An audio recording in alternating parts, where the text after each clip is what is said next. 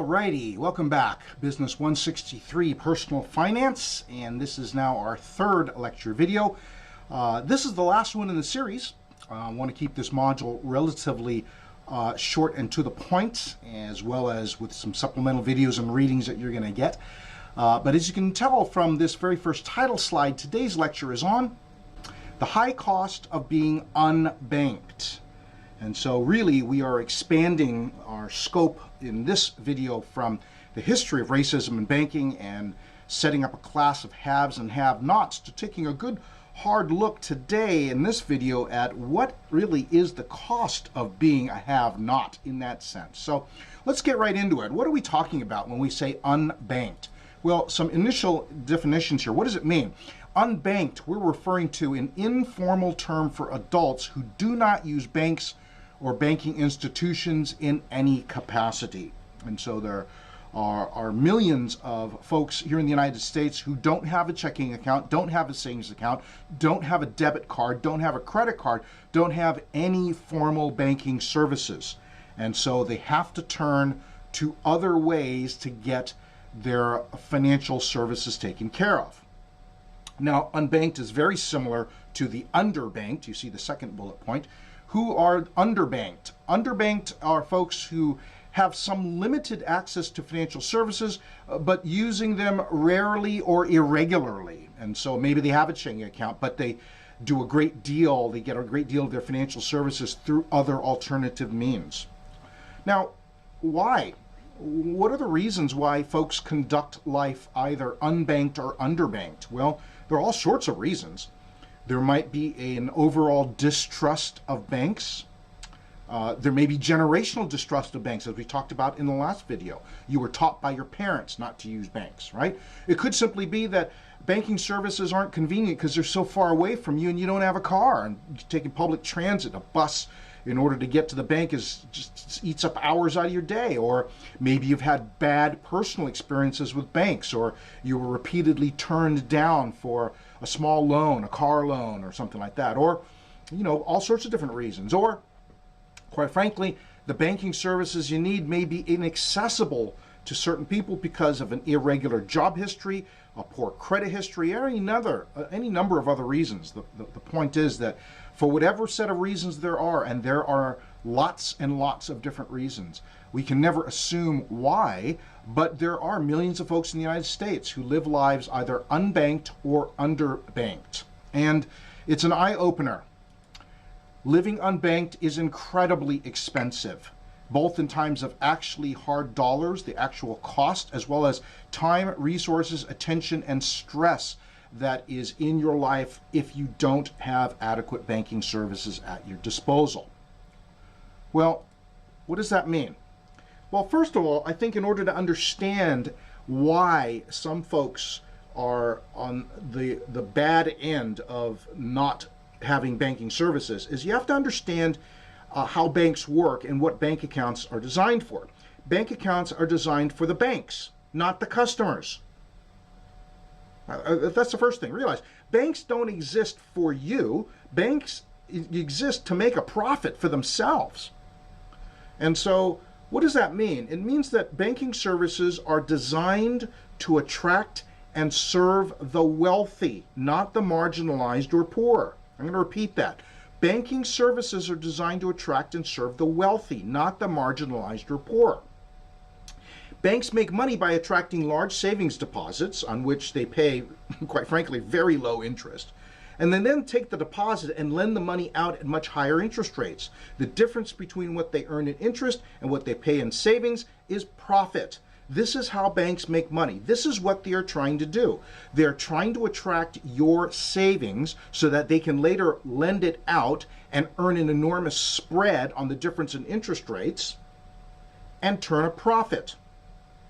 Let me see if I can illustrate this for you in actual numbers. Here is just one representative bank, Bank of America. And quite frankly, this could be any bank in the United States. Could be Chase, could be Wells Fargo, could be your local bank, could be any bank out there. What are we looking at here? Well, in the middle, the blue is Bank of America, the bank, right? And the bank is trying to attract the depositor on the left, the green circle. The depositor who deposits their savings into the bank, right? And we'll talk about that later on in this class in the module when we talk about saving. It's a good thing to have a savings account. It's useful, it's necessary, it's sound. There's a difference between savings and investing, but nevertheless, everyone needs to have savings tucked away. Now, when you put your savings in Bank America, that they may pay you what? All of 0.2% interest. Okay, some very low rate of interest on your savings account on an annualized basis. But then they take that money and they put it together with all the other deposits they get from the millions of people who deposit their savings into Bank America. And at least at the time this slide was developed, you can see that's $860 billion cumulatively, all the deposits the Bank of America now has from all of millions of us putting our savings into the bank. They then lend that out to borrowers. But they're not charging 0.2% interest. They're charging on average 5.2%, whether you're talking about car loans or mortgage loans, short-term loans, business loans, right? As well as extra fees, application fees, those kinds of things, right? Higher interest rates if you have a lower credit score, et cetera, et cetera. As a result, because they're charging 5.2% interest, they're collecting, you see there at the bottom on the right, $44.8 billion in interest paid to Bank of America. I'm going to repeat that, $44.8 billion in interest. Oh, but you say, well, some of that they got to pay back to the savings holders, right? I get some interest back in savings. I get 0.2% interest. Yeah, so what does that mean? The same year that they earned $44.8 billion in interest, they only paid $1.9 billion in interest. Think about that. That means the spread is about $42 billion they earned in profit. You see the ratio, 26 to 1, or a 2,600% spread between what they have to pay in interest to us and what they are collecting in interest from their borrowers. That's how banks make money. And it's an enormous amount of money. And as you can see, that's hugely motivating to a bank like Bank America or any other bank to attract wealthy depositors. Not so much interested in what? The poor, the marginalized folks with just a little bit of... No, we want big money so that we have more money to lend out and make more interest on. Now that you understand that, right, think about someone who is living their life without the benefit of a checking account. If you know that the banks are really looking for wealthy account holders, not folks who are just barely making it, what's the cost of not having a checking account? It means what? You don't have a debit card, you don't have access to online payments, you don't enjoy the convenience of direct deposit of paychecks direct to your bank account, you're not able to make electronic payments to your for your power bill, your water bill, your garbage bill, those kinds of things. And as a matter of fact, many unbanked folks spend hours, many hours every month. Just what do you have to do? You have to drive around to pay every one of your individual bills in cash, one account at a time. Well, that's presuming you have a car.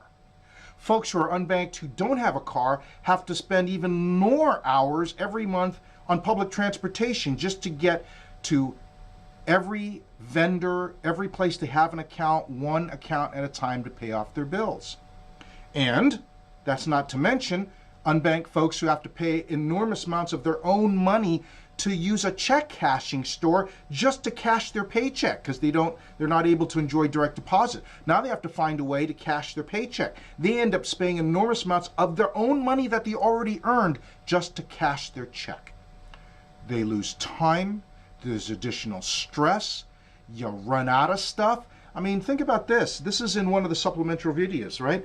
If you realize, hey, we're running out of diapers, many of us just have the convenience of driving to Costco and buying, a huge bunch of diapers, right? But what if you have to take public transportation?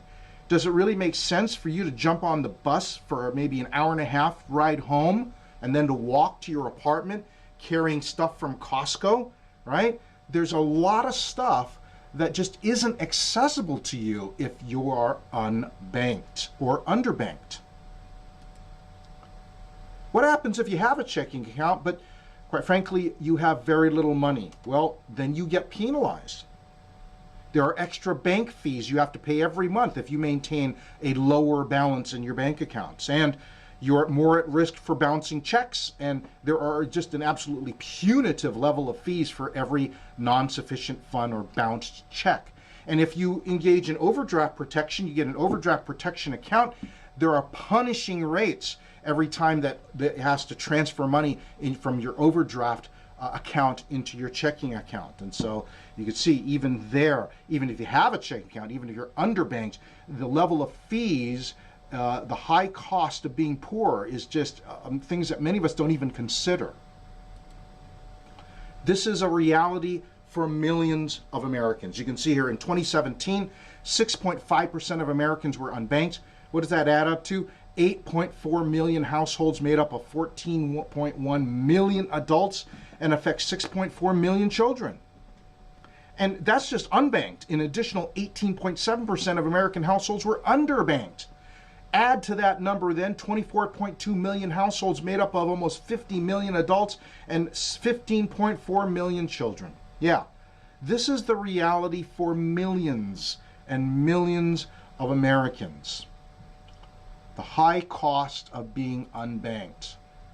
What do I want you to take away from this? You are now learning the cost of being a have-not. You're learning how the system keeps many people as have-nots. So I want you to take these lessons seriously. I want you to learn how the system works and how to reap its benefits, not suffer its penalties. And quite frankly, each one reach one. Talk to those around you now that you're learning this. If your parents are unaware of this, share this with your parents, with your children, with your siblings, with your extended family, with friends, with coworkers, with peers. This is serious stuff, my friends. We live with a financial system that is biased and built to benefit the wealthy. And so it becomes crucially important for those of us who aren't quite wealthy to understand the real high cost of not being part of the system, not learning how the system can work for us. The cost and the penalties are exorbitant. They're punishing. And so now is the time to put this knowledge to use. I invite you then to learn seriously from the supplemental readings, the supplemental videos that I've given you in this module. Participate in the discussion forum, and I hope that as we consider now this introductory phase of these first 3 modules, all right, why is personal finance important? How does our own human behavior, our habits, and our choices affect how we are, what our financial health is? Remember that old saying from module number 2, right? That our outcomes are a lagging measure of our habits. And then even now, in module number 3, considering whatever our habits are, realize the system is built in a particular way, and it has been for many, many generations. Therefore, how do we take the next several modules? How seriously should we take the lessons that we're going to learn about how to measure where we're at, how to target, how to get better, how to build a plan, and then to execute on that plan? Well, I hope this is encouraging for you. Sobering, yes, but encouraging for you as well, as we now take a good hard look, starting in module number 4, how to put financial literacy to use for our benefit.